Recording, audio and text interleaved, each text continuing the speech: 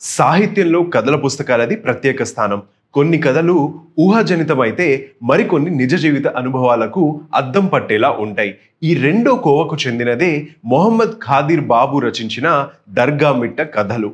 తన చిన్నతన అనుభూతులకు హాస్యాన్ని జోడించి రచించిన ఈ పుస్తకం అందరినీ ఆకట్టుకుంటుంది.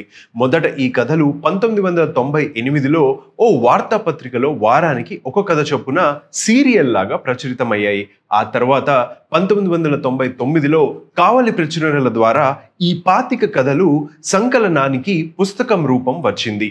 నెల్లూరు యాసలో ఉర్దూ పదాలను మమేకం చేస్తూ రచయిత రాసిన ఈ పుస్తకం పాఠకుల్ని నవ్విస్తాయి. రచయిత ఖాదిర్ బాల్యం, ఆయన తండ్రి కరీం చుట్టూ ప్రధానంగా ఈ కథలు ఉంటాయి. ఇక ఈ పుస్తకానికి ప్రధాన బలం నెల్లూరు యాస. కొన్ని సన్నివేశాల్లోని హాస్యం ఈ యాసతోనే రెట్టింపు అయ్యింది. ముల్లపూడి వెంకటరమణ గారు సహా ఎందరో ప్రముఖులు ప్రశంసలు అందుకున్న ఈ దర్గా మిట్ట కథలు మీరు తప్పకుండా చదవాల్సిందే. ఆయన రచించిన పోలేరమ్మ బండి కథలు కూడా ప్రాచుర్యం పొందాయి. తొలుత వేర్వేరుగా అందుబాటులో ఉన్న ఈ పుస్తకాలను పాఠకుల కోసం 2016లో ఒకే పుస్తకం రూపంలో తీసుకొచ్చారు.